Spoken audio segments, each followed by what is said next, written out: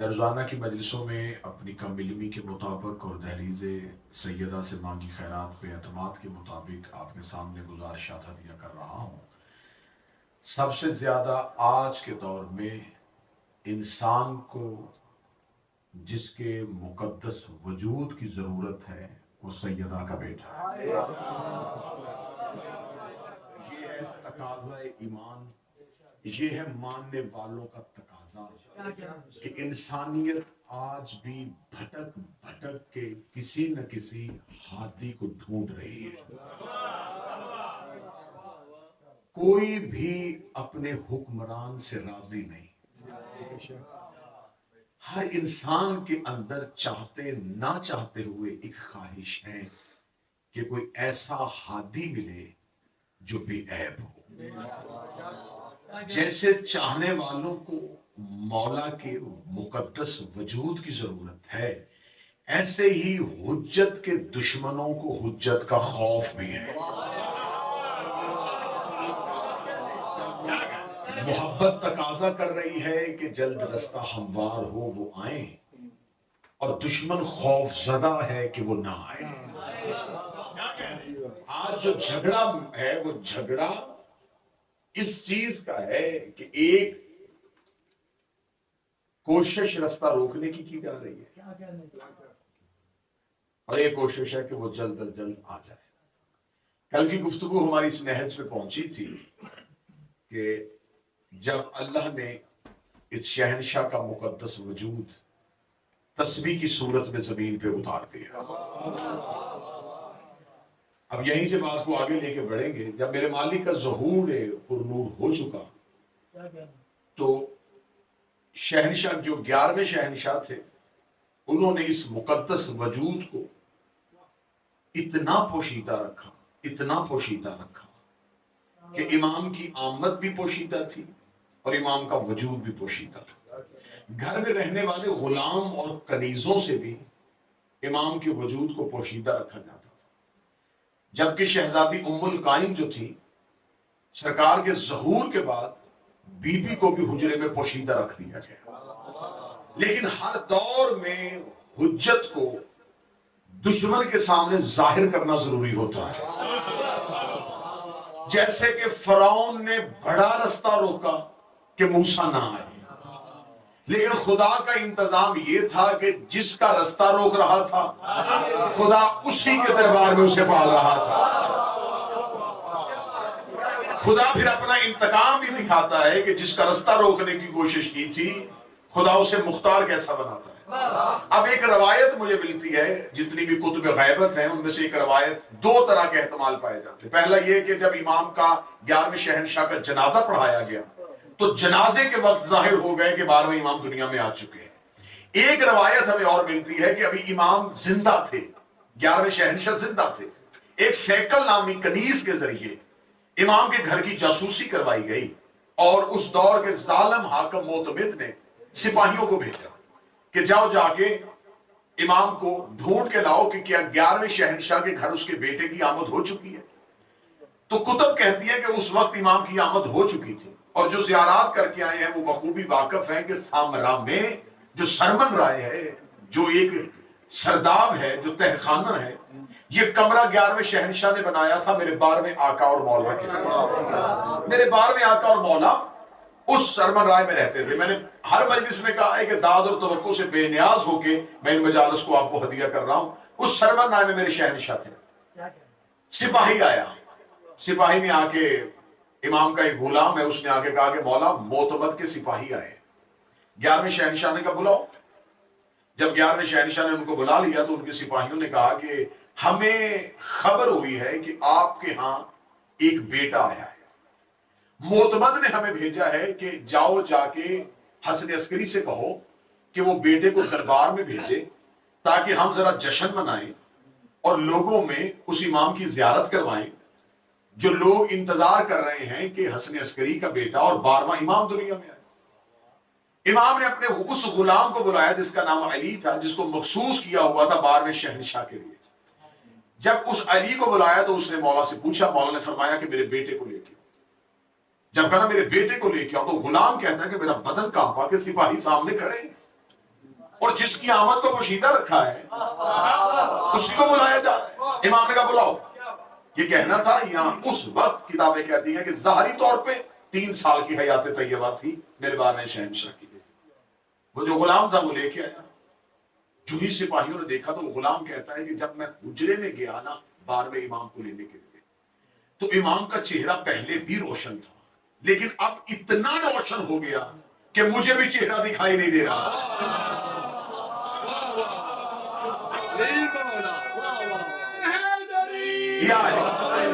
چہرہ امامت اتنا روشن ہو گیا کہ غلام کہتا ہے کہ میرے شہنشاہ کے رخسار مبارک پہ جو ایک تل تھا وہ چاند کی طرح چمکا.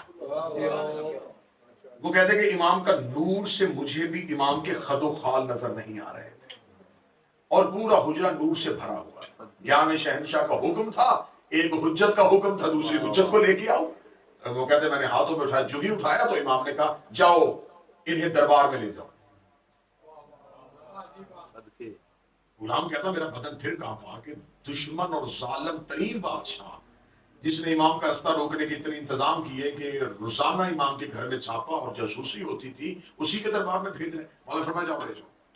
غلام کہتا ہے اس کی روایت آگے چلتے ہیں جو ابو دیان راوی اس نے روایت کی ہے. وہ کہتا جب میں امام کو لے کے سامرا کی گلی میں آیا نا 12ویں شہنشاہ تو وہ کہتا اس وقت سامرا میں شام تھی. جو ہی میں نے پہلا قدم بازار میں رکھا تو سامرا میں دن طلوع ہو گیا. رات کا سامرا دن کی روشنی میں چمک اٹھا. جسے یاد ہے کہ جب 17 ربیع الاول کو انہی کے نانا آئے تھے تو وہ کہتے ہیں کہ کیسر و کسرا کے کنگرے گر گئے تھے, آتش فارس ٹھنڈی ہو گئی تھی اور شام کے محل مدینے سے دکھائی دے رہے تھے. وہ کہتے جو ہی میں لے کے 12ویں شہنشاہ کو بازار میں آیا تو ایسے سامرا میں جیسے دن طلوع ہو گیا. لوگ دکانیں چھوڑ کے بھاگے. یہ کیا ہوا؟ شام کے وقت سورج اور سورج بھی زمین پہ. لوگ اپنے مکانوں کی چھتوں پہ چل گئے اور وہ کہتا ہے کہ امام کے چہرے کے خد و خال کوئی نہیں دیکھ سکتا تھا.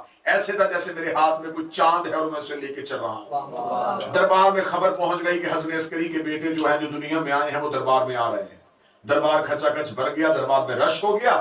غلام کہتا ہے کہ میں اپنے شہنشاہ کو لے کے جب دربار میں پہنچا تو دربار میں سپاہی کھڑے تھے. ایک دفعہ تو معتمد جلالت امام کے ساتھ تخت سے اٹھ کے کھڑا ہوا, دشمن احترام میں اٹھ کے کھڑا ہو گیا. جلالت امام کے ساتھ احترام میں اٹھ کے کھڑا ہوا. وہ کہتا جو ہی میں احترام میں اٹھ کے کھڑا ہوا دیکھو غلام کہتا ہے کہ پورے دربار میں خاموشی تاری ہو گئی, نور دربار جگمگا اٹھا. یا ایک وزیر نے آ کے معتمد کے کان میں کوئی بات کہی, اسے کہا سپاہیوں سے کوئی تلواریں نکالو اور جلدی سے قتل کرو. جس کا انتظار کر رہا تھا آج وہ میرے محل میں آ گیا, جلدی سے قتل کرو. اب دیان روایت کرتا ہے کہ جو ہی سپاہی بڑھے اور انہوں نے قبضہ تلوار پہ ہاتھ رکھا تھا کہ تلوار نیام سے کھینچے, جس کا ہاتھ جہاں تھا وہی رک گیا اور کوئی بھی اپنی تلوار کو نیام سے کھینچ نہیں سکتا تھا. معتمد تخت میں بیٹھا, اس نے منظر دیکھا, اس نے کہا اچھا, اور اس نے ایک گستاخانہ جملہ کا, اس نے کہا اس کا باپ بھی جادو کرتا تھا, یہ بھی ایسا ہی کرتا ہے کہ جادو کے ذریعے میرے سپاہیوں کے ہاتھ روک دیے. اس نے اپنے غلام سے کہا جا خزانے سے وہ تلوار لے کے آ جو میں نے محفوظ رکھی ہے جس پہ کسی جادو کا اثر نہیں ہوتا. جو ہی تلوار دربار میں آئی اس نے تلوار کے نیام پہ ہاتھ رکھا اور اس کا ہاتھ بھی وہیں رک گیا. ہاتھ کا رکنا تھا تو اس نے دیکھا کہ انسانیت تو عاجز آ گئی ہے. اس نے کہا جلدی جاؤ, جا کے وہ جو ہم نے دربار میں شیر محفوظ کیے ہوئے ہیں انہیں دربار میں لے کے آؤ, کیونکہ انسانوں پہ تو اثر ہو گیا ہے, اب میں دیکھوں گا جانوروں پہ کیسے اثر ہوگا. اس کے اکمل سے 3 شیر لائے, 2 جوان اور ایک بوڑھا. جو ہی دربار میں آئے, دربار میں آنا تھا یا اس غلام کو معتمد نے کہا جلدی کر اس بچے کو زمین پہ اتار. وہ کہتا میرا بدن پھر تھر تھر کانپا کہ 11ویں مولا نے مجھے امانت دے کے بھیجی ہے, میں امام کو زمین پہ کیسے اتاروں. یا 12ویں شہنشاہ نے میرا چہرہ دیکھے گا, میں نہیں کہہ رہا مجھے زمین پہ اتار دے. اتنا کہنا تھا. وہ کہتا میں نے شیروں کے سامنے امام کو یوں زمین پہ اتارا. 3 شیر دھاڑتے ہوئے دربار میں, پورے دربار میں خاموشی طاری ہو گئی کہ اب درندوں پہ کون سا جادو ہوگا, اب درندوں پہ کون سا علم غیب ہوگا. جو ہی امام کے سامنے آنا تھا تینوں شیروں نے امام سے چند قدم کے فاصلے پہ اپنی پیشانیوں کو زمین پہ رگڑنا شروع کر دیا. امام ان کے سامنے ایسے بیٹھ کے جیسے کوفے کے ممبر میں ممبر سلوری بیٹھتا تھا.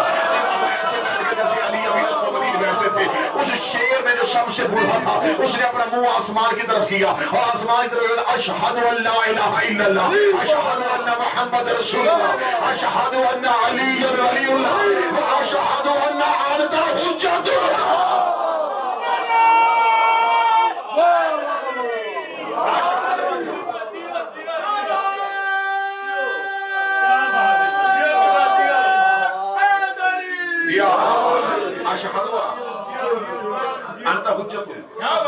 वो अल्लाह की हुज्जत है। अब ये थी 12वें की गदीर। इमाम ऐसे बैठे हैं जैसे कूफा के मिंबर के आखिरी सीने पे अली बैठते। आगे शेरों ने पेशानियां जमीन पर। बूढ़ा शेर, अब अकीदों का ध्यान होने लगा। बूढ़ा शेर सर उठा के कहेगा, मुद्दत से इंतजार में था कि रुख की जियारत कर सकूं। मौला में आम शेर नहीं, मैं नस्ले अबुल हारिस हूं, जिसने करबला में तेरे जद हुसैन की नुसरत पे इस्तगासे में लब्बैक कहा था, उसकी नस्ल से हूं और अपने वक्त के हुज्जत के इंतजार में था। ये कहना था। इमाम ने कहा, आज अगर अपने इमाम की जियारत कर ली है, बता कोई मुश्किल तो नहीं। इतना कहना था। वो बूढ़ा शेर देखेगा, लगा ये 2 शेर जो इन्होंने मेरे साथ रखे हैं, मुझे बूढ़ा समझ के मेरा हक खा लेते हैं, मुझे खाने से महरूम रखते हैं। इतना कहना था। इमाम ने कहा, अगर आज तूने पहली बार जियारत कर ली है तो अभी अदा कर देते हैं। इमाम ने कहा, इन्हें सजा मिलेगी हक खाने की, तुम्हें अजर मिलेगा सब्र करने का। इतना कहना था। या बूढ़ा जवान हो गया और जवान शेर बूढ़े हो गए। क्योंकि जवान शेरों का बूढ़ा होना था और बूढ़ा जवान अपने शबाब में आया, तो अब पता चला कि बूढ़ा सलेमान जवानों के सामने सीना तान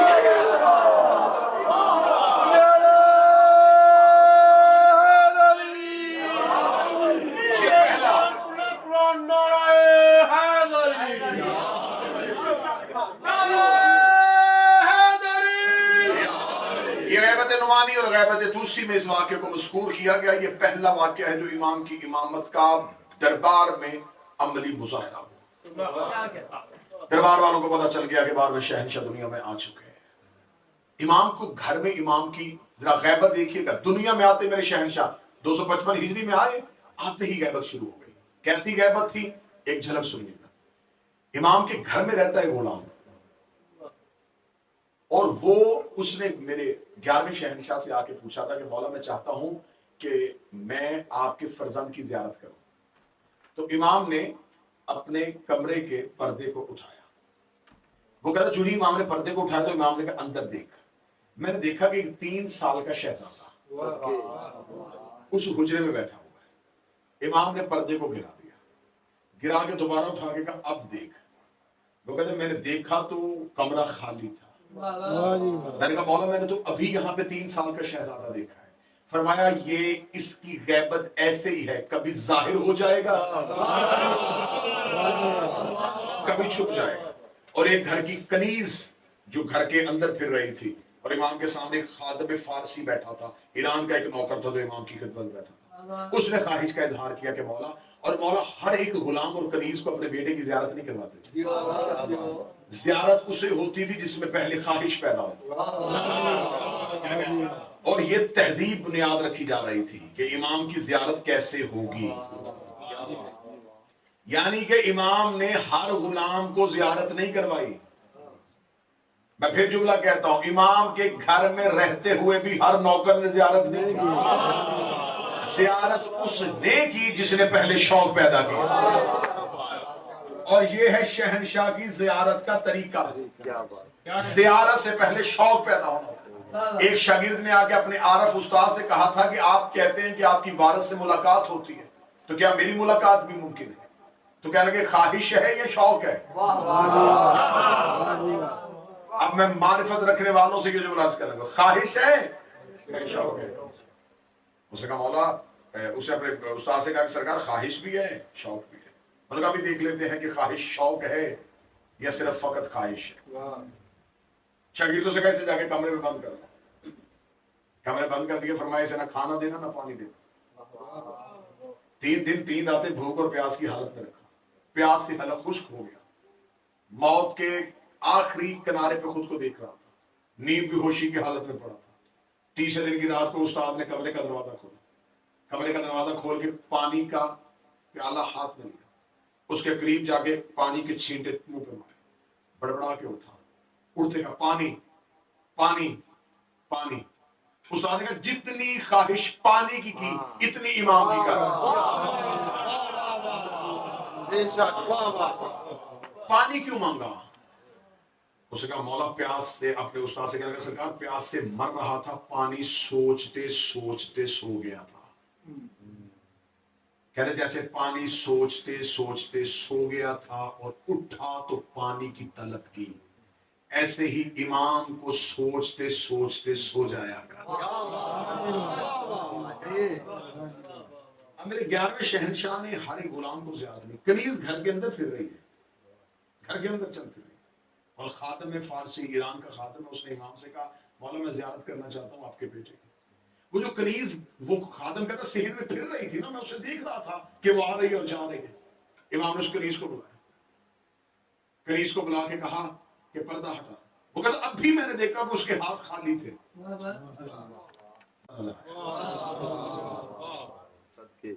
اس نے کہا مولا یہ ابھی میں نے دیکھا کہ کنیز کے ہاتھ خالی تھے۔ فرمایا تب نظر نہیں آ رہا تھا جب تک خواہش نہیں تھی۔ تم نے خواہش کی، ہمیں تم سے زیادہ کروا دی۔ جب میرے شہنشاہ نے مسلسل 5 سال 260 ہجری آ گئی، 260 ہجری تک 11ویں شہنشاہ کی شہادت کے بعد امام ہر کسی سے ملاقات نہیں کرتے تھے، امام کی ملاقات کا طریقہ تبدیل ہو چکا تھا۔ امام 12ویں شہنشاہ اپنے اس تہ خانے میں اس سرمن میں رہتے تھے، اور امام نے مخصوص کیا ہوا تھا چند لوگوں کو جو امام سے ملتے تھے۔ امام سے ملاقات کا طریقہ کیا ہوتا تھا کہ ہر شہر میں ایک نائب ہوتا تھا، اس کے بعد ایک بہت جو بڑا نائب اسے نائب اعلیٰ کہتے تھے، لوگ سوال لکھ کے چھوٹے نائب کو دیتے تھے، وہ آ کے بڑے کو دیتا تھا، سارے خطوط اکٹھے کر کے امام کے دروازے پہ جا کے دیے جاتے تھے۔ بی بی حکیمہ خاتون، بی بی حکیمہ خاتون پیش کرتی تھی 12ویں شہنشاہ کی بات۔ 12ویں شہنشاہ خطوط میں سوالوں کے جواب دے کے واپس بی بی حکیمہ خاتون کو دیتے، بی بی حکیمہ خاتون نائب اعلیٰ کو دیتی، پھر وہ چھوٹے نائبین کو دیتا۔ اگر ان میں سے کوئی شیعہ اپنے کسی خط میں امام سے ملاقات کی تمنا کرتا تو امام اسے خط میں جواب دیتے کہ فلاں دن فلاں وقت میں میرے گھر آ جانا، میں تم سے ملاقات کر لوں گا۔ مخصوص لوگ ملاقات کرتے تھے، مخصوص لوگ ہی امام کی زیارت کرتے تھے، امام ہر کسی سے زیارت نہیں کرواتے تھے۔ معتمد کو پتا چل رہا تھا کہ اکثر شیعہ جاتے ہیں اور امام سے ملتے ہیں، اور اکثر شیعوں کو امام جگہ بتا دیتے، مثلا امام کہتے کہ میں منگل کو تمہیں نجف میں ملوں گا، میں تمہیں بدھ کو مسجد سہلا میں ملوں گا، میں تمہیں کاظمین میں ملوں گا، میں تمہیں سامرا کی پہاڑیوں میں ملوں گا۔ جس جگہ بھی امام سے ملنے کی خواہش لوگ کرتے اور وہاں جاتے، معتمد وہاں اپنے سپاہی کھڑے کر دیتا۔ اگلی دفعہ پتا چلتا کہ امام فلاں جگہ پہ کسی شیعہ کو زیارت کروا، امام فلاں جگہ پہ آگے کسی شیعہ کو زیارت کروا۔ جب امام سے ملاقات کا یہ طریقہ مسلسل چلتا رہا تو پھر اس نے کہا کہ اس روش کو تبدیل کرتے ہیں۔ پھر امام نے کیا کام کیا؟ امام خمس جو ہوتا تھا، خمس اکٹھا کرتے تھے۔ یہ اس دور کی بات ہے اور میں اس دور میں اسے فٹ کرنے لگا۔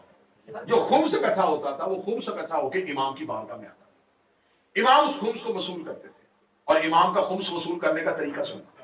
ایک دفعہ امام کے پاس ایک خمس آیا تھیلیوں کو سوچ، امام نے اپنے جو نائب تھا امام نے اس سے کہا کہ اس میں 62 اشرفیاں ہیں، جس میں سے 45 حلال ہیں، باقی حرام ہیں۔ یہ اشرفیاں واپس کر، ہم اس خمس کو قبول نہیں کر رہے، کیونکہ اس حرام مال نے اس حلال کو بھی حرام کر دیا۔ اس نے کہا مولا میں اشرفیاں واپس بھیج رہوں گا، جس کی ہیں اس کے خط کے ساتھ وجہ تو لکھیں، یہ کیوں حرام؟ مولا نے فرمایا میں وجہ بتا دیتا ہوں۔ وجہ یہ ہے کہ اس شخص نے دھاگا اپنے گھر میں رکھا ہوا تھا، دھاگا بیچتا تھا، دھاگا رکھا، اس نے اپنے ہمسائے کو وہ دھاگا امانت کے طور پہ دیا اور خود تجارت کے لیے دوسرے شہر پہ گیا۔ اس کے گھر میں چوری ہو گئی، وہ دھاگا چوری ہو گیا۔ اس نے شرعی طور پہ قسم بھی اس کو دی کہ وہ دھاگا چوری ہو چکا ہے۔ اس نے اس دھاگے کی معاوضے کی قیمت تو لی، لیکن اس میں سے 3 دینار زیادہ لے لیے تھے. وہ جو 3 دینار زیادہ لیے تھے اس سے جا کے اس نے تجارت کی. جب اس نے اس سے جا کے تجارت کی تو اس سے اس نے 29 دینار اور کمائے, کیونکہ وہ 3 حرام تھے. جب تجارت کی تو جو آئے وہ بھی حرام ہو گیا. تو لہذا امام نے فرمایا کہ اب یہ مال پاک نہیں ہے, اسے واپس کرو. اب خمس وصول کرنے کی شرط یہ تھی کہ امام جب خمس وصول کر لیتے تھے تو جس نے خمس بھیجا ہوتا تھا اسے خط لکھتے تھے. وہ خط اس کے پاس آتا اور امام اس کو بتا دیتے تھے کہ میں نے تیرا خمس قبول کر لیا. اب خمس ڈائریکٹ لوگ نہیں دیتے تھے, دیتے تھے نائبین کے ذریعے سے. لیکن جب آتا تھا تو واپسی پہ امام کا خط آتا تھا, نائب کا نہیں. میں بالکل مدلل طریقے سے آپ کے سامنے تمام کتب غیبت کو اپنی آنکھوں کے سامنے رکھ کے پڑھ رہا ہوں. جتنے نائبین تھے وہ خمس امام تک پہنچاتے تھے, رکھتے نہیں تھے. اور پھر ان کی ذمہ داری تھی کہ اگر کسی سے لیتے تھے تو اسے واپس کیسے پتا چلتا. میں سعادت شاہ صاحب سے ایک امانت لوں اور میں کہوں کہ میں پاکستان فلاں بندے کو پہنچا دوں گا, جب اس کے پاس پہنچاؤں گا تو میں اسے کہوں گا یہ کال کریں. کیا بات, اصول ہے یا نہیں؟ جس نے مجھے امانت دی ہے اسے بتا دیں کہ آپ کی امانت مجھ تک اس بندے نے پہنچا دی. اب جو نائبین امانت امام کی خمس پہنچاتے تھے وہ جا کے بندوں کو کیسے بتاتے کہ امام تک پہنچ گئے؟ امام انہیں واپسی پہ خط لکھتے, وہ خطوط جا کے دیتے کہ تمہارا اتنا خمس تھا, یہ امام کا تمہارے نام پہ خط آ گیا. اب حاکم کو پتا چل گیا کہ امام تک خمس پہنچ رہا ہے. اس کا طریقہ بدلا. اس نے کہا ایسے کرو, جاسوسوں کو اشرفیوں کی تھیلیاں دے دیں کہ تم امام کے شینوں سے کہو کہ امام کا خمس کون اکٹھا کرتا ہے. جو خمس اکٹھا کرتا ہے پہلے اس کا تعاقب کرو, پھر اس کے ذریعے اس بندے تک پہنچو جس کو یہ پہنچانا ہے, پھر اس بندے کے ذریعے ہم امام تک پہنچیں گے کہ امام کہاں پہ ہے. اس نے خمس کے ذریعے امام کی جاسوسی کرنے کا سوچا. ادھر اس نے دربار میں پروگرام بنایا یا امام نے فوراً ایک ہی خط سارے نائبین کو لکھ دیا, آج کے بعد تم خمس اکٹھا نہ کرنا.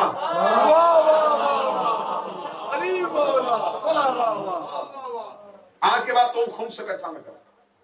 نائبین کو خط آ گیا تو امام کے حکم کے آگے کیوں کیا کیسے کی گنجائش ہوتی ہے کہ وہ نہیں پوچھ سکتے تھے کیوں مولا. صرف اتنا کہا کہ مولا جب یہ خمس آئے تو آپ اس کا طریقہ کوئی اگر پوچھے کہ خمس تو طریقہ کیا ہے. امام نے کہا جس نے خمس دینا ہو وہ کسی کو نہ بتائے کہ میں نے دینا ہے, وہ صرف نیت اور ارادے میں رکھے کہ میں نے یہ مال امام کو پہنچانا ہے. امام فرماتے کیوں کہ یہ اس کے گھر میں ہماری امانت ہے, اب وہ دینے نہیں آئے گا, ہم لینے کے لیے. لینے کے لیے امام کس طرح آتے تھے؟ آپ یہ نہ سمجھے کہ جسمانی طور پہ امام اس کے گھر جاتے تھے اور خمس اکٹھا کرتے تھے. ایک شخص کہتا ہے کہ میں کربلا میں گیا اور میں کربلا میں جا کے امام حسین کی زری پہ جا کے بیٹھ گیا اور زری میں بیٹھ کے میں زیارت کی نماز پڑھ کے زیارت عاشورہ پڑھنی شروع کی اور میں نے 40 دن مسلسل عمل کیا, کیونکہ مجھے کسی نے بتایا تھا کہ کربلا میں حرم حسین میں 40 دن زیارت عاشورہ پڑھو تو 40 دن کے اندر امام زمانہ کی زیارت ہو جاتی ہے.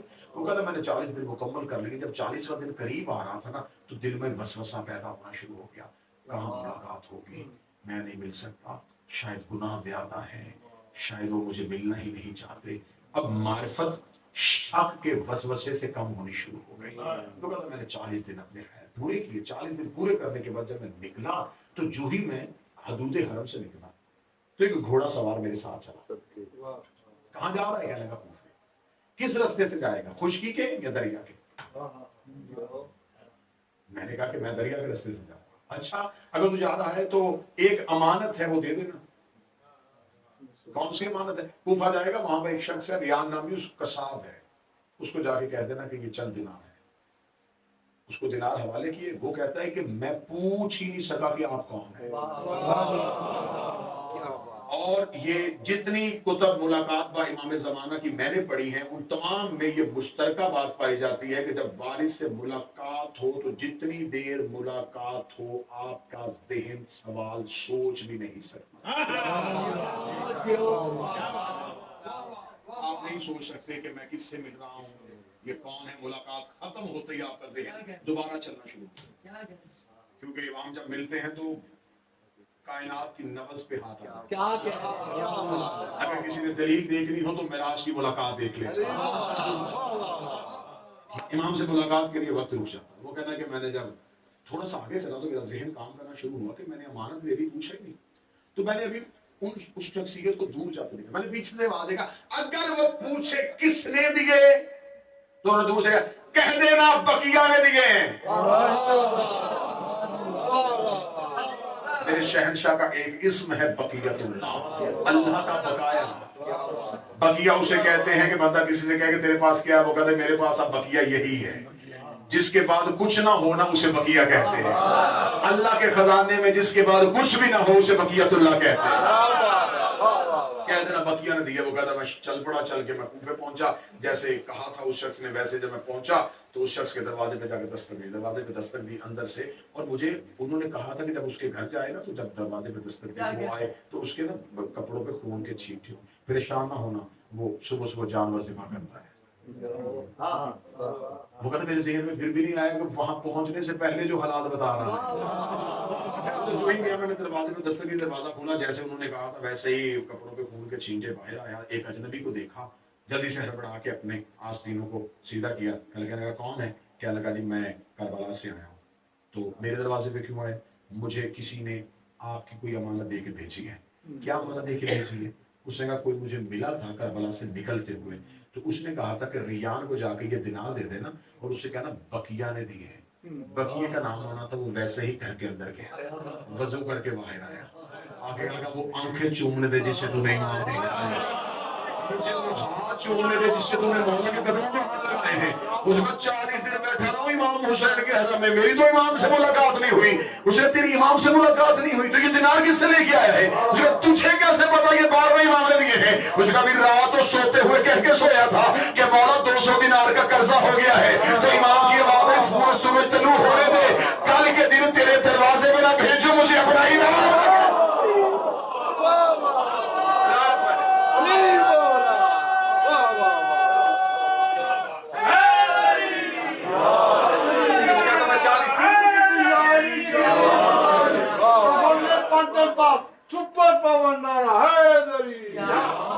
وہ کہتا میں 40 راتیں بیٹھا رہا اور جس نے گھر سے پکارا اس کو.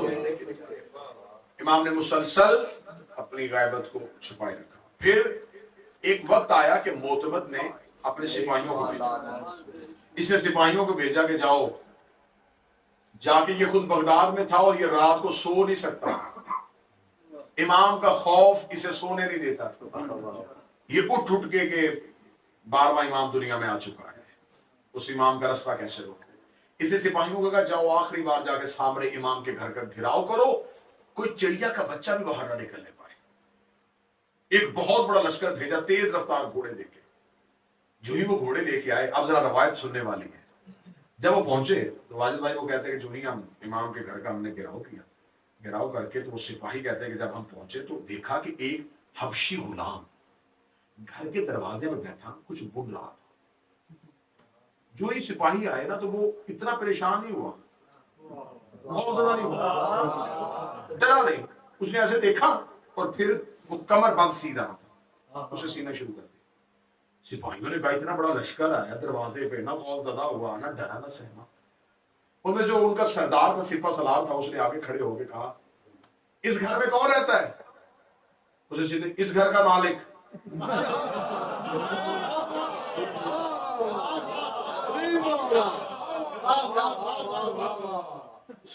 سپہ سالار کا کون رہتا ہے؟ اس گھر کا مالک. ہم اسے ملنا چاہتے ہیں. اسے کہا جاؤ. وہ اس کا اطمینان بتا رہا تھا کہ گھر میں کوئی ہے. سپہ سالار نے دروازہ کھولا ہوا تو جو ہی ہم گھر کے اندر داخل ہوئے, باہر سے چھوٹا سا گھر لگ رہا تھا.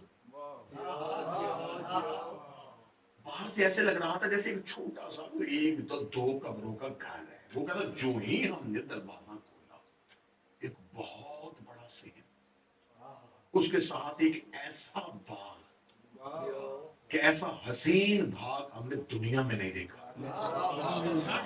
اس باغ میں درخت اٹھے ہوئے نہیں تھے, جھکے ہوئے تھے. तमाम झुके हुए दरख्तों के नीचे एक सबज रंग का मुसल्ला बिछाए हुए, सबज रंग का अमामा सर पे पहने हुए, सफेद अबा जेब तन किए हुए, चेहरा हमारी तरफ नहीं था, पुश थी और कोई महवे इबादत था। सिपाही जो ही अंदर दाखिल हुए तो उन्होंने इबादत में एक लम्हे के लिए भी रुक के नहीं देखा कि कौन आया है। बोला जो ही हम दाखिल हुए तो सिपाही कहते हैं कि उस सेहन और उस बागीचे के दरमियान में छोटी सी पानी की एक नाली थी, बिल्कुल छोटी सी, जिसमें एक शफाफ पानी बह रहा। जब हम खड़े रहे तो हमने देखा कि ना गुलाम ने तवज्जो की, ना उस शख्सियत ने तवज्जो की। तो इतना कहना था कि मैंने सिपाहियों को इशारा किया, सिपाही ने जो ही उसे अबूर करने के लिए पांव बढ़ाया तो वो फैलना शुरू हो गए। इतनी फैली जितना दरियाए नील था।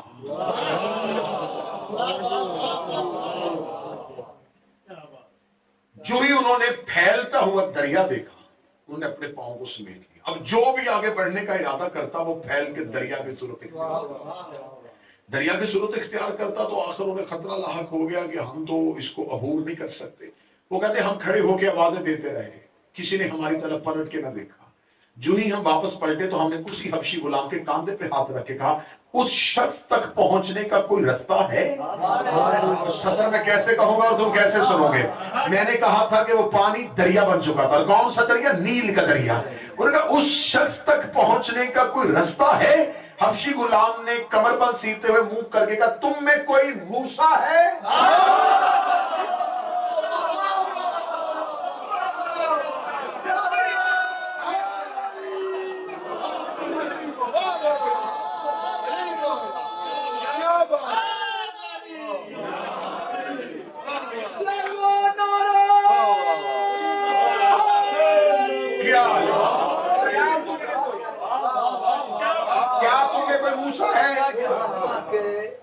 कहते हम उस गुलाम का चेहरा देखते रह गए।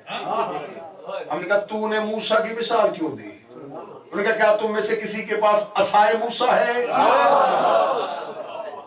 क्या बात। जहां वो बैठा है इस दरिया को अबूर करने के लिए मूसा होना चाहिए। मूसा नहीं तो हाथ में असा होना चाहिए। उन्होंने कहा कहां से लेके आए असाए मूसा? हम तो मोहतमद के सिपाही हैं। इतने साल, 1000 साल पहले मूसा दुनिया से चला गया, कहां से लेके आएंगे मूसा का असा? अब हमने तो खतीब और जाकिर तो लफ्ज़ ही पढ़ने होते हैं ना, आगे मजमा होता है कितना सही उसका साथ चल रहा है। उसका वो मूसा नबी था, असा नबियों के पास होते हैं। इतना कहना था, गुलाम ने अपने दाएं घुटने को उठाया, नीचे से कसा निकाल के मेरे तो पास है, मैंने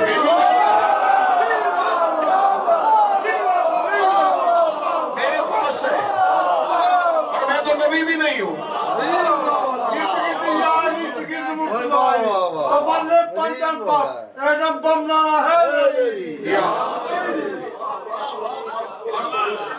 मेरे पास है लेकिन मैं तो नबी भी नहीं।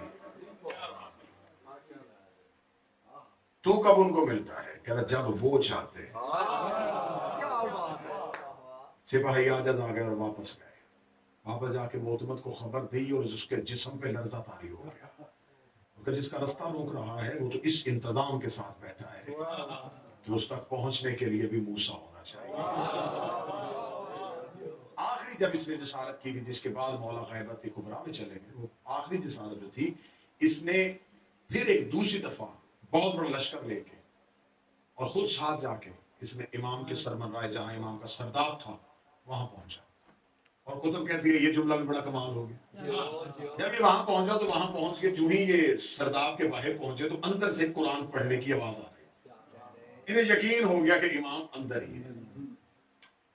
जो सिपा सलार था, जो सरदार था उस लश्कर का, वो सीढ़ियां उतर के अंदर गया है और जब बाहर निकला है तो उसके पीछे पीछे कोई शख्सियत चलती हुई आ रही है।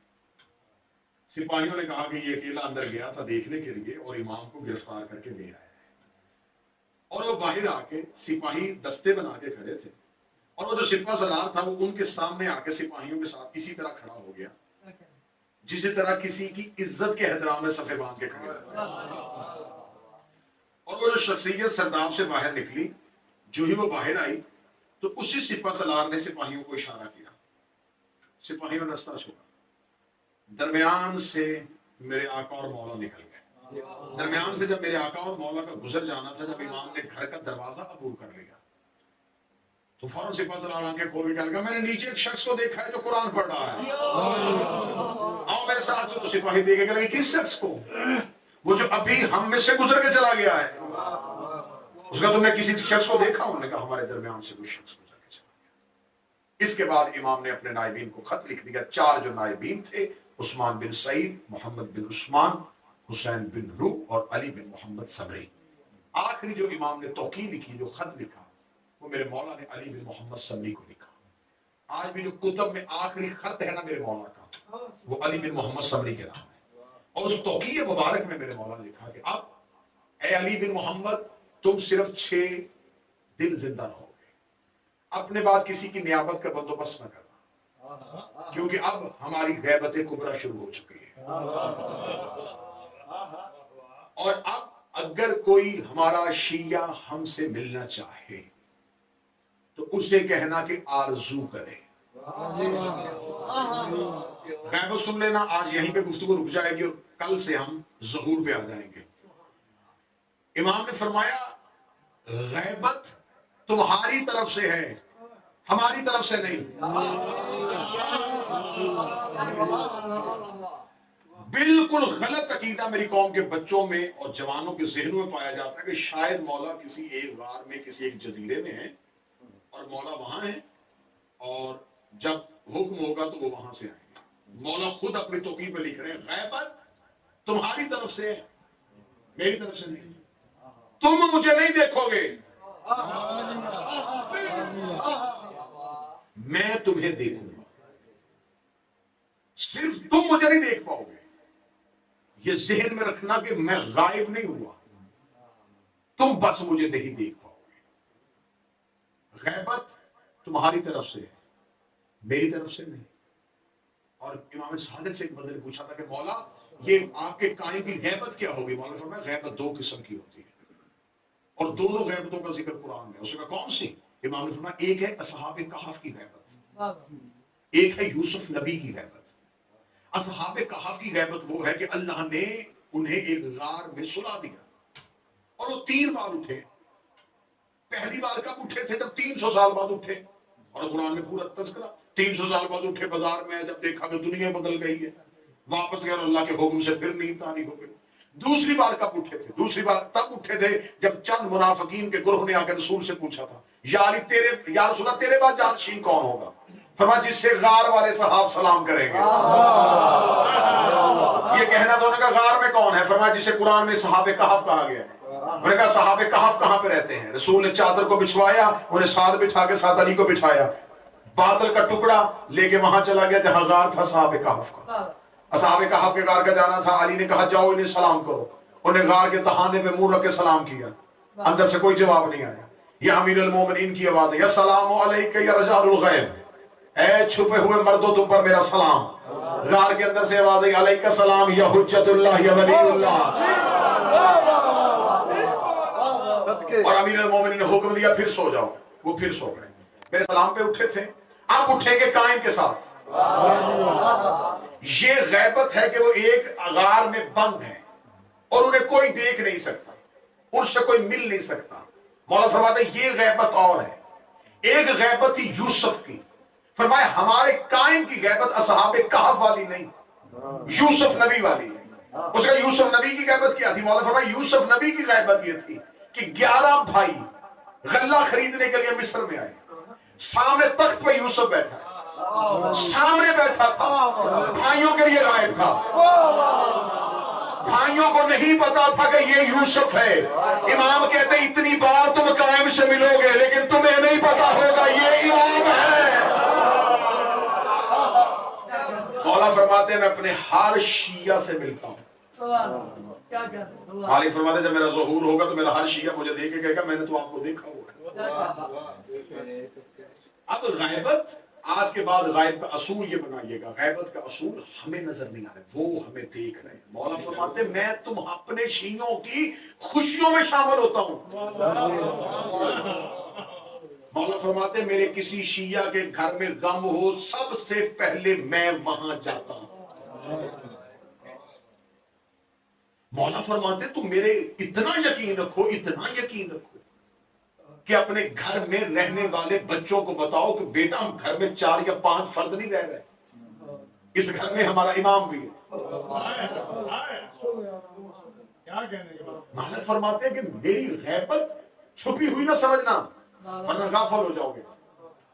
یہی وجہ ہے کہ آج ہمارے پاس غیبت کا اصول کیا ہے، وہ ایک جگہ پہ جزیرے پہ ہیں، جب انہوں نے آنا ہوگا وہ آئیں گے، ہمیں آواز دیں گے، ہمیں بلائیں گے۔ مولا فرماتے ہیں یہ ہے میری غیبت سے سب سے بڑی غفلت۔ شہنشاہ فرماتے تم مجلس کرواتے ہو میں تمہارے ساتھ ہوتا ہوں، تمہارے گھر میں خوشی ہوتی میں تمہارے ساتھ ہوتا ہوں۔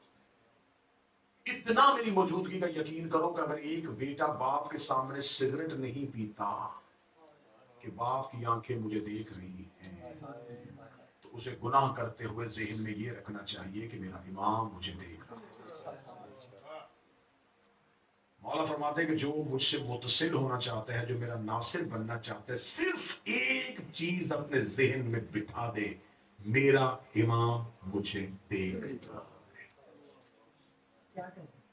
مولا فرماتے ہیں جب تم اس یقین کو بٹھا لو گے پھر تم میں اور میرے درمیان کوئی فرق باقی نہیں بچے گا، تو مجھے اتنی جلدی پا سکو گے جتنی تمہاری سوچ ہے، اگر تم یہ جان جاؤ کہ تمہارا امام تمہیں دیکھ رہا ہے۔ انشاءاللہ کل گفتگو یہیں سے آگے بڑھاتے ہوئے آئیں گے کہ امام کی غیبت کبریٰ میں امام کا ظہور کیسے ہوگا، اور جو 313 صحاب ہیں ان کا راز کیا ہے۔ حکم ہے